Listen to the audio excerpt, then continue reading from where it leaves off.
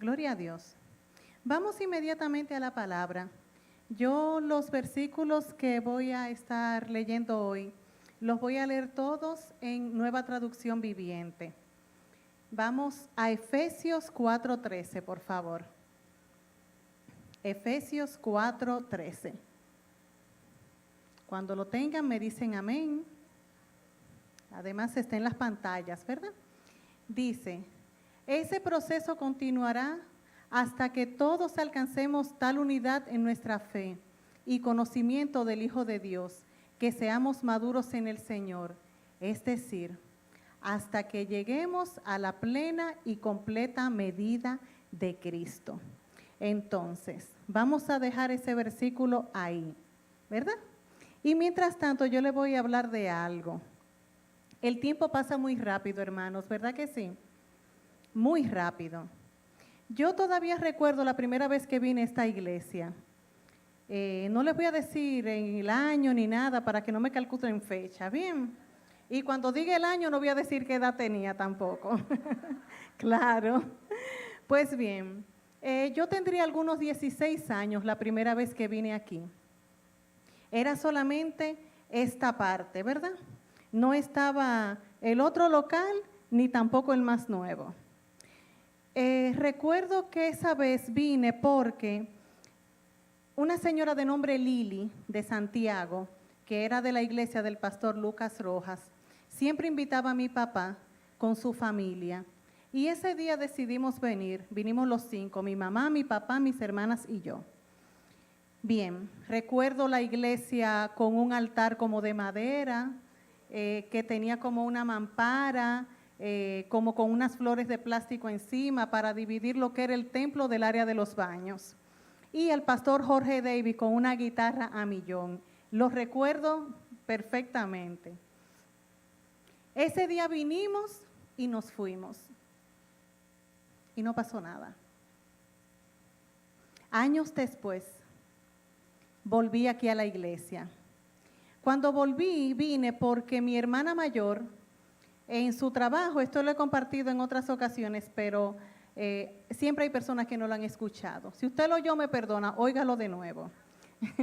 Bien, vine porque mi hermana mayor trabajaba en un sitio donde al mediodía los jóvenes cristianos que habían en la empresa se reunían y estudiaban la palabra y ellos invitaban a los demás empleados.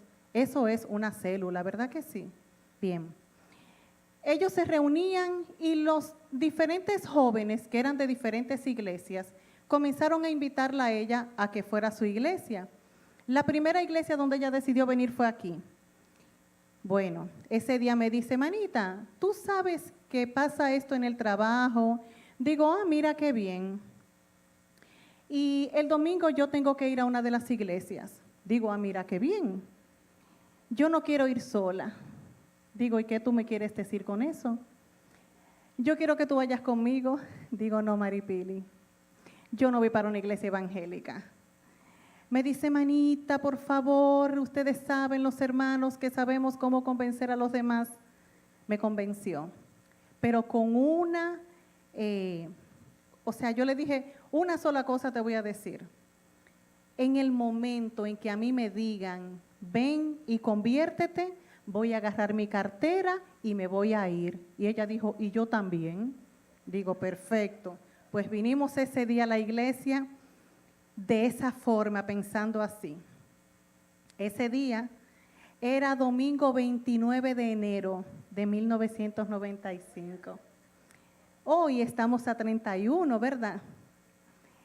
Ese domingo 29 de enero vinimos, yo canté lo que pude, oí la palabra, nos saludaron, nos entregaron la silla y yo de verdad que me sentí extraña. ¿Por qué, hermanos? Porque yo venía a un lugar de personas que no me conocían y el saludo que me dieron a mí aquí fue como cuando usted tiene mucho tiempo sin ver a alguien que usted quiere mucho y usted lo ve. Dios te bendiga, qué bueno que estás aquí. Y yo decía, wow, pero parece que me conocen. pero no me conocían. Ese día, como les decía, canté lo que pude, escuché la palabra. Y una diaconisa de nombre Maritza Arias se acercó a mí y me dijo que si yo quería recibir al Señor. ¿Y saben lo que dije? Yo dije que no. Bueno, terminó el culto, los saludos al final, etcétera. Camino a mi casa, yo iba haciéndome una pregunta. ¿Por qué le dije que no? ¿Por qué le dije que no? Yo me preguntaba.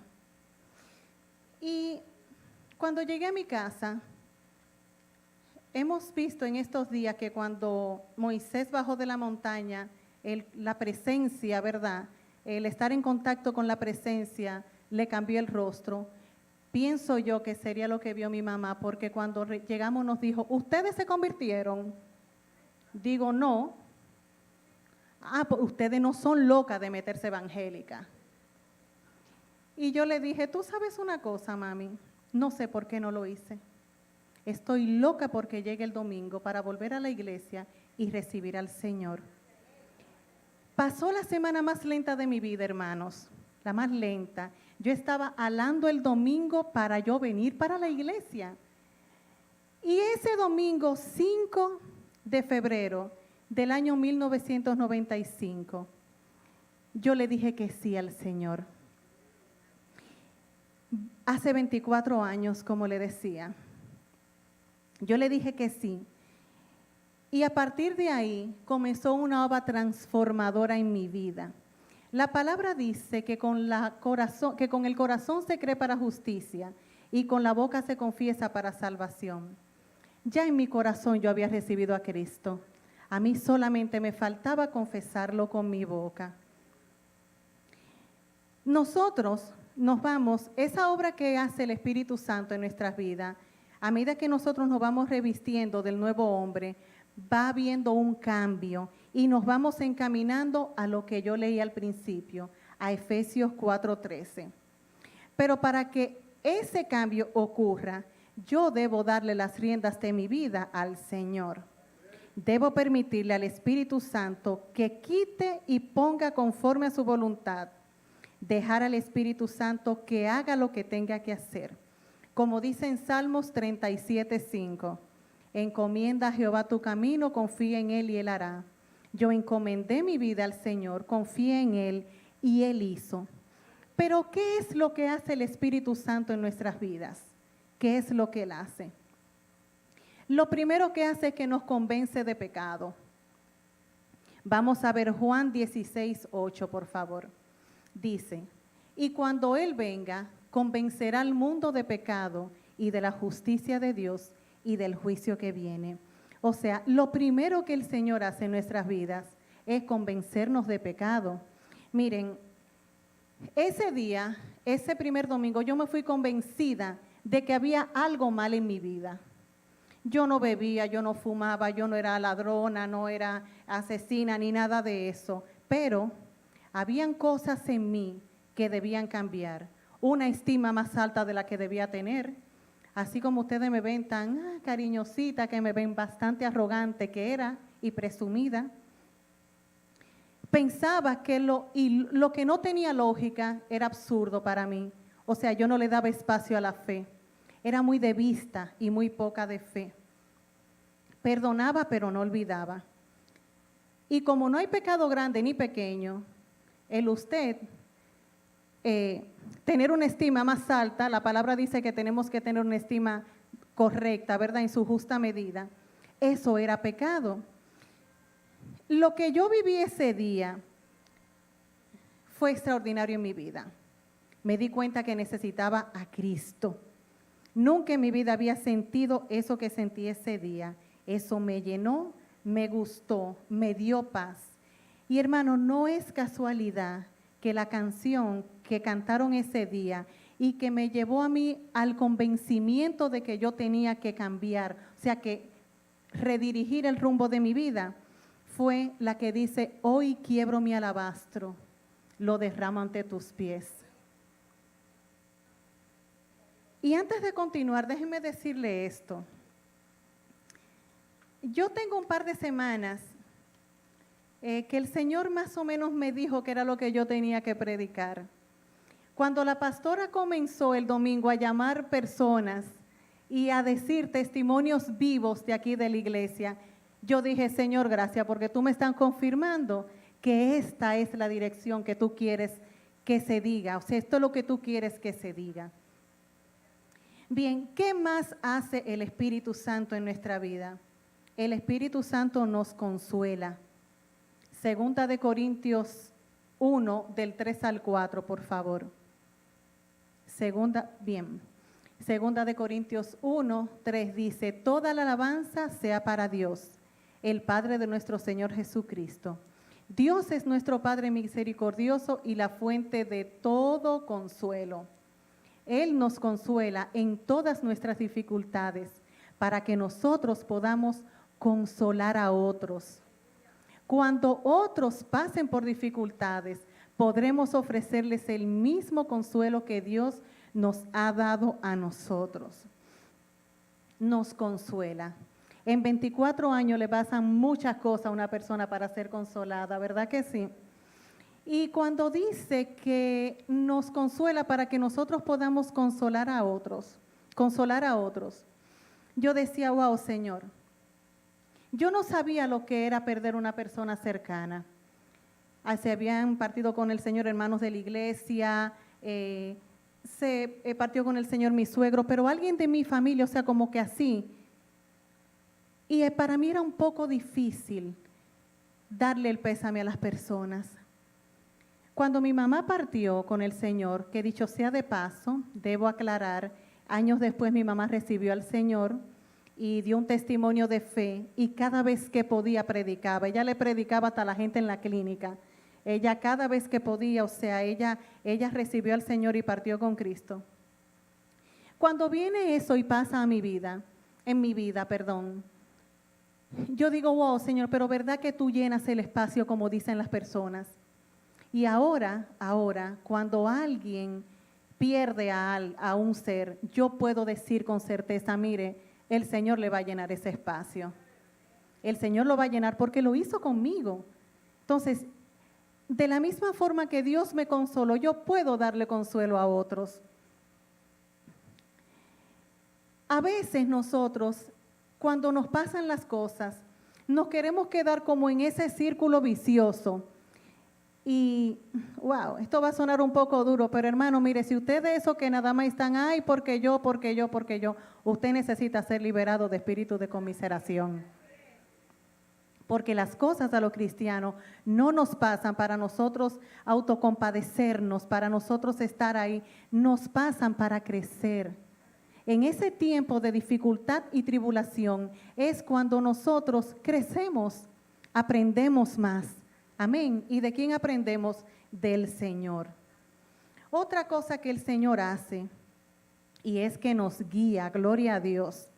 Juan 16, 13, en la parte A dice, cuando venga el Espíritu de verdad, Él los guiará a toda la verdad. Cuando hacemos algo mal, es el Espíritu Santo el que viene y nos dice, lo estás haciendo mal. Nos alerta. Nos muestra cuál es la voluntad de Dios para nosotros. Su voluntad, hermanos, que sabemos que es agradable y perfecta. El Espíritu es el que permite que en todo tiempo sean blancos nuestros vestidos y que nunca falte el aceite sobre nuestra cabeza. Sin el Espíritu Santo no podemos permanecer. Es el Espíritu Santo el que con su llenura nos hermosea el rostro, nos guía, una guía, alguien que no nos va a llevar por camino perdido, sino una persona como es Él, que siempre nos va a llevar y nos va a poner donde más nos conviene. ¿Qué más hace el Espíritu Santo? Nos da poder. Hechos 1:8 dice, pero recibirán poder cuando el Espíritu Santo descienda sobre ustedes y serán mis testigos y le hablarán a la gente acerca de mí en todas partes, en Jerusalén, por toda Judea, en Samaria y hasta los lugares más lejanos de la tierra. Vamos a recordar ese glorioso día en Pentecostés, que lo vemos en Hechos un poco más adelante. Cuando aquellos hombres estaban allí reunidos, hermanos, eso marcó la diferencia en la iglesia. Cuando el Espíritu Santo fue derramado sobre ellos, fue que comenzaron su ministerio. Nosotros igualmente no podemos comenzar sin el Espíritu Santo. Ese momento ahí, en ese aposento alto, fue el detonante para que millones de personas, incluyéndonos a nosotros, pudiéramos conocer de este santo y bendito evangelio. La palabra comenzó a fluir, empezó a cumplirse lo que Dios había dicho de su iglesia. Se expandió el evangelio, expansión. Te miré, Angélica, ¿verdad? Expansión. Lo que detonó, lo que impulsó a la iglesia primitiva fue el derramamiento del Espíritu Santo. Nosotros necesitamos al Espíritu Santo en nuestras vidas para hacer la obra que Dios nos ha dicho que hagamos. Antes de ese momento, los discípulos eran otras personas, pero ese día Dios les dio las herramientas para predicar y hacer la obra que les había encomendado.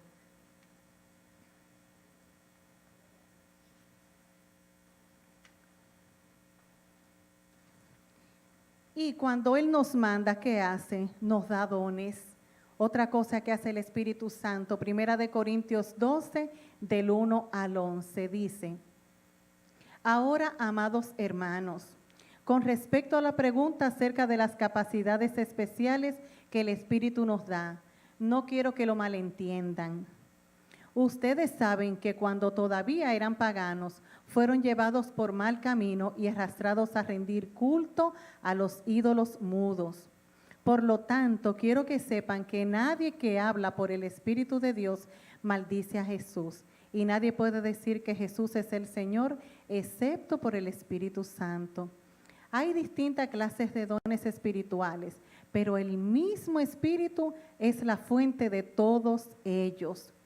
Hay distintas formas de servir, pero todos servimos al mismo Señor.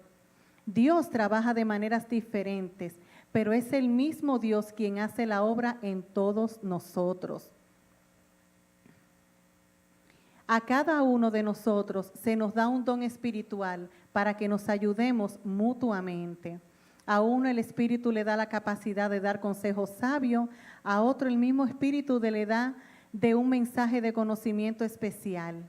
A otro el mismo Espíritu le da gran fe y a alguien más ese único Espíritu le da el don de sanidad.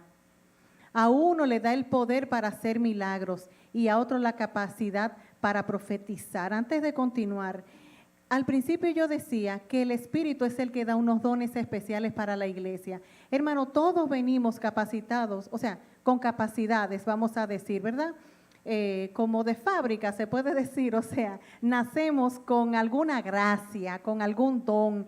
Nadie es incapaz de hacer nada, cada persona es capaz de hacer algo, pero hay unos dones que el Señor los tiene reservados para su iglesia. Hay unos dones y son los que yo estoy mencionando ahora, que son los que el Señor Jesús da a su pueblo. ¿Para qué? Para que lo ponga al servicio del mismo. Dice,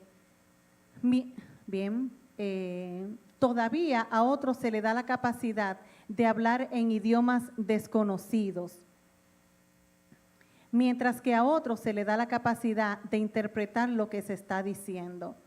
Es el mismo y único Espíritu quien distribuye todos esos dones. Solamente Él decide qué don cada uno debe tener. Amén. Hasta el 11 era perfecto. Como les decía, el Señor es el que nos capacita, pero ¿para qué nos capacita el Señor? Para enviarnos a hacer lo que Él nos ha dicho. Él no nos manda así como decimos, como Rambo con el cuchillo en la boca. No, el Señor nos da la capacidad, nos suple, nos llena, y es el Espíritu Santo el que da eso que nosotros necesitamos.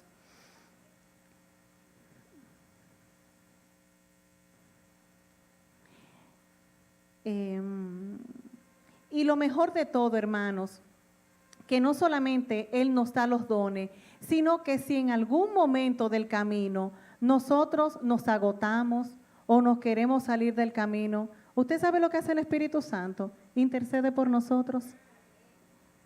¡Wow! ¡Qué persona tan maravillosa!